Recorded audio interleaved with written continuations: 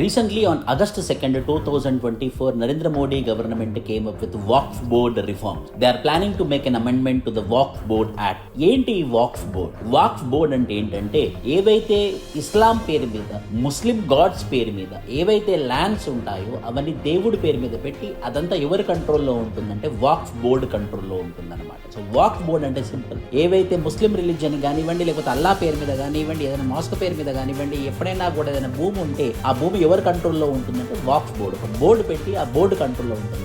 Number 2, ఇది 1954లో చట్టం చేశారు, తర్వాత 1995లో చట్టం చేశారు, తర్వాత 2023లో చట్టం చేశారు. చట్టం చేసి దీనికి అధికమైనటువంటి పవర్ ఇచ్చారు.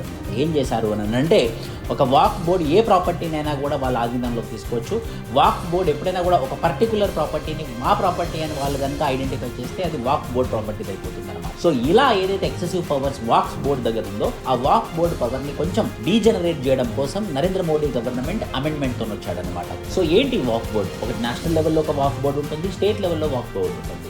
స్టేట్ లెవెల్లో ఉన్నటువంటి వాక్ఫ్ బోర్డులో ఎమ్మెల్యే కానివ్వండి, ఎంపీలు కానివ్వండి, ఆ లోకల్ ఎమ్మెల్యే కూడా అందులో మెంబర్స్ అవుతారు అనమాట, ముస్లిం వాళ్ళు.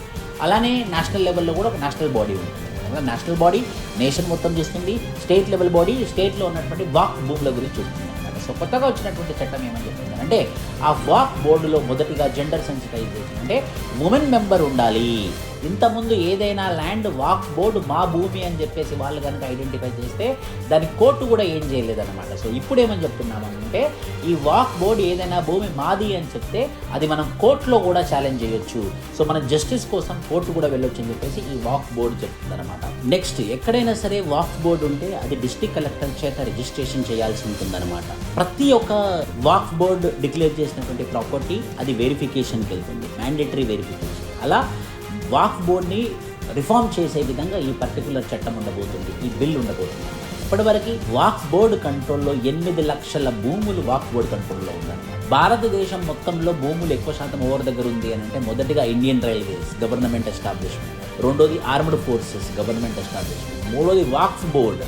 సో ముస్లిం రిలీజియన్ కంట్రోల్లో ఈ పర్టికులర్ భూములు ఉన్నాయన్నమాట. సో ఈ యొక్క వాక్ఫ్ బోర్డ్ని రిఫార్మ్ చేయడం కోసం గవర్నమెంట్ ఆఫ్ ఇండియా ఈ పర్టికులర్ రిఫార్మ్తో ముందుకు వస్తుంది. సో ఇది ఎంతవరకు ముందుకు వెళ్తుందన్నది చూడాల్సి ఉంది. Thank you.